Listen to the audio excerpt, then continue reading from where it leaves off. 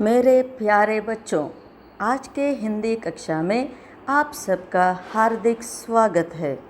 आज हम भगवती चरण वर्मा द्वारा लिखित मातृभूमि कविता के बारे में थोड़ा सा जानकारी प्राप्त करेंगे।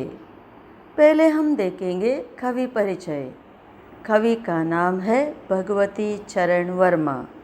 उनका जन्म 30 अगस्त 1903 को उत्तर प्रदेश के उन्नाव जिले के शफीपुर गांव में हुआ था। उन्होंने विचार और नवजीवन नामक पत्रिकाओं का संपादन किया है। चित्रलेखा उपन्यास पर 2 बार फिल्म निर्माण हुआ है। भूले बिसरे चित्र साहित्य अकादमी से पुरस्कृत है। उनके उपन्यास हैं खिलौने, पतन, 3 वर्ष, टेढ़े मेढ़े रास्ते आदि। कहानी संग्रह है मेरी कहानियाँ, मोर्चाबंदी आदि। उनके नाटक है वसीयत और मेरे नाटक।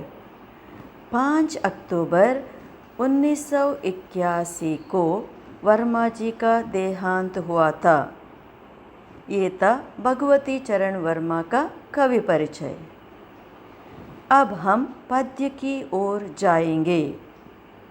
इस पद्य भाग में कवि मातृभूमि की विशेषता बताते हुए छात्रों में देश प्रेम की भाव जगाना चाहते हैं। देखिए पद्य का पहला भाग। मातृभू शत शत बार प्रणाम, अमरों की जननी तुमको शत शत बार प्रणाम। मातृभू शत शत बार प्रणाम, तेरे उर में शाहिद गांधी बुद्ध और राम। मातृभू शत शत बार प्रणाम।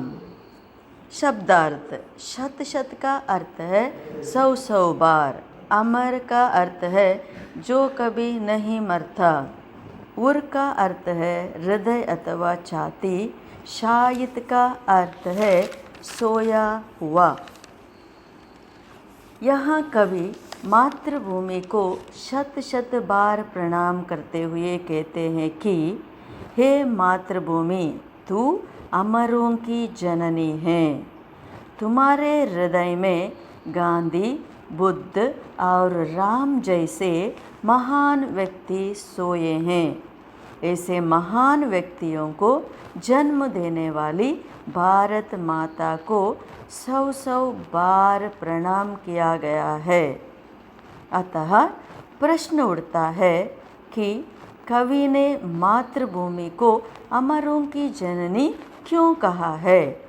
क्योंकि इस मातृभूमि ने गांधी, बुद्ध और राम जैसे महान विभूतियों को जन्म दिया है। इसलिए मातृभूमि को अमरों की जननी कहा गया है। अब हम देखेंगे पद्य के दूसरे चरण को। हरे भरे हैं खेत सुहाने, फल फूलों से युत वन उपवन। तेरे अंदर भरा हुआ है खनिजों का कितना व्यापक धन। मुक्त हस्त तू बांट रही है सुख संपत्ति धन धाम। मातृभू शत शत बार प्रणाम। यहाँ सुहाने का अर्थ है सुंदर, वन का अर्थ है जंगल, उपवन का अर्थ है बगीचा, धाम का अर्थ है घर। यहाँ कवि भारत माता की प्रकृति सौंदर्य का वर्णन करते हैं। हरे भरे हैं खेत सुहाने, फल फूलों से युत वन उपवन। अर्थात यहाँ के खेत हरे भरे और सुंदर है।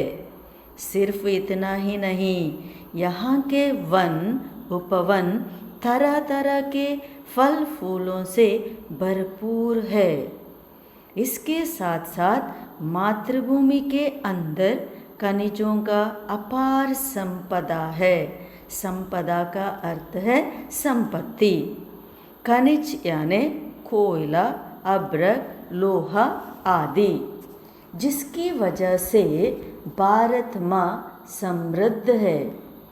मुक्त हस्त से तू बांट रही है सुख संपत्ति धन धाम, अर्थात इस अपार खनिज संपत्ति को भारत माँ मुक्त हस्त से, हस्त का अर्थ है हाथ, मुक्त हाथों में सबको बिना किसी भेदभाव से बांट रही है। इस तरह अपने बच्चों को सुख संपत्ति धन धाम प्रदान करने वाली मातृभूमि को कवि शत शत बार प्रणाम करते हैं। अब हम जाएंगे पद्य की तीसरी चरण की ओर। एक हाथ में न्याय पताका, ज्ञान दीप दूसरे हाथ में, जग का रूप बदल दे हे माँ, कोटि कोटि हम आज साथ में। गूंज उठे जय हिंद नाद से सकल नगर और ग्राम, मातृभू शत शत बार प्रणाम। पताका का अर्थ है झंडा, गूंजना प्रतिध्वनित होना, सकल का अर्थ है सारा सर्व। यहाँ कवि मातृभूमि की स्वरूप का वर्णन करते हुए कहते हैं कि भारत माता अपने एक हाथ में न्याय पताका और दूसरे हाथ में ज्ञान दीप लिए हुए हम सबका मार्गदर्शन कर रही है। यहाँ कवि मातृभूमि से यह प्रार्थना करते हैं कि हे माँ, तुम ज्ञान और न्याय दीप से इस जग का रूप बदल दो।